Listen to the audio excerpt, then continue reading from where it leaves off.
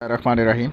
आज मैं आपको मैथ की एक ऐसी ट्रिक बताने जा रहा हूँ जिससे आप किसी भी नंबर का स्क्वायर रूट जो है वो बहुत आसानी से निकाल सकते हैं। स्पेशली जो इम्परफेक्ट नंबर्स होते हैं या फिर जो परफेक्ट स्क्वायर नंबर्स नहीं होते, उनका स्क्वायर रूट निकालना एक मसला है।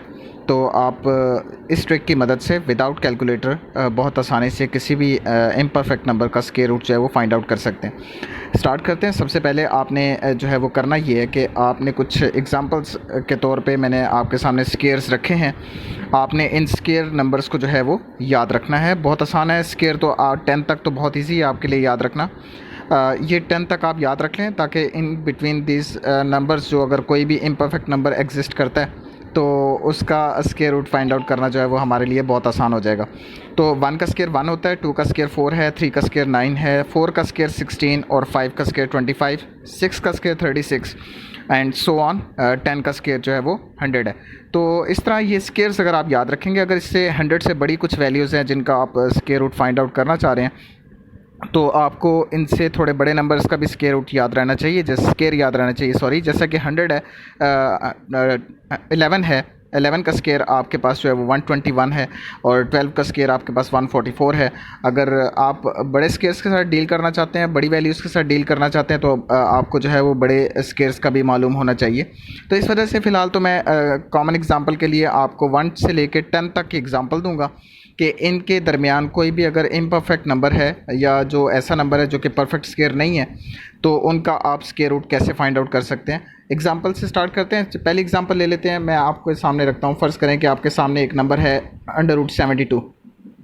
72 जो है वो एक परफेक्ट स्क्वायर नहीं है, तो इस वजह से ये इम्परफेक्ट नंबर है। तो आप फाइंड करना चाह रहे हैं कि इसकी रूट क्या निकलेगी। बहुत आसान है कैलकुलेटर के बगैर फाइंड करना। आप सबसे पहले देखिए कि √72 जो 72 नंबर है वो किन दो नंबर्स के दरमियान में आता है।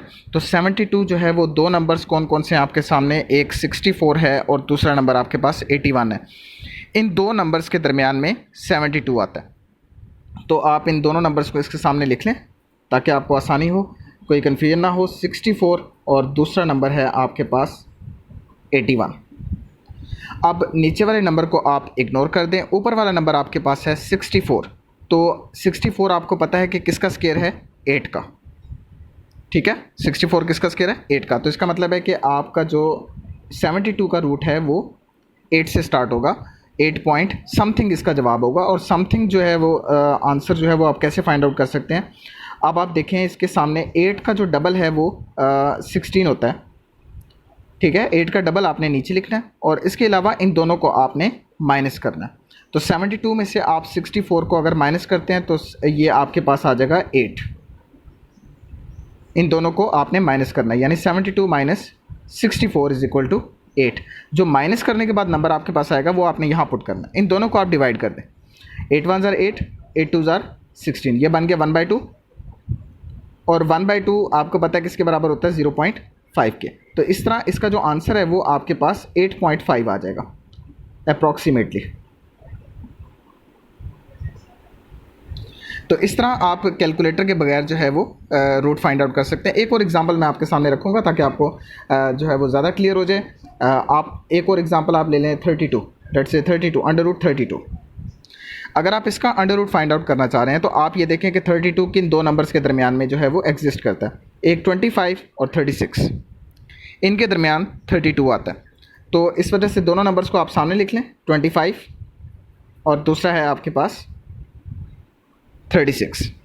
तो आप ऐसा करें, नीचे वाले नंबर को आप इग्नोर कर दें और ऊपर वाला नंबर आपके पास 25 है। 25 आपको पता है कि किसका स्क्वायर है, 5 का। तो इस वजह से आप इसको यहाँ पे 5 पॉइंट लिखेंगे, आगे समथिंग 5 पॉइंट समथिंग जो है वो इसका आंसर आएगा। तो जो बाकी का आंसर है डेसिमल्स का वो आपने फाइंड करना है। फाइंड करने के लिए आपको करना क्या पड़ेगा, 5 का डबल होता है 10, वो आप नीचे पहले लिख लें और उसके बाद 32 25 दोनों को आपस में माइनस कर दें। 32 माइनस 25 इज इक्वल टू 07। अब जो आंसर आया है वो आप यहाँ पे पुट करें 7। इन दोनों को आपने डिवाइड कर देना है। ठीक है, अब आप इन दोनों को डिवाइड करेंगे तो ये डिवाइड करना भी आपके लिए कोई मुश्किल काम नहीं है। डिवाइड करें, ये आपके पास बनेगा 0.7। तो 5.7 जो है वो अप्रॉक्सीमेटली इसका अंडर रूट निकल आएगा। ठीक है, अब एक और एग्जांपल लेते हैं, एग्जांपल नंबर 3। वो आप ऐसा करें, √21 ले लें, √21 121। इसको आप एग्ज़ाम्पल 1 का नाम दे दें, इसको आप एग्ज़ाम्पल नंबर 2, और ये है आपके पास एग्ज़ाम्पल नंबर 3।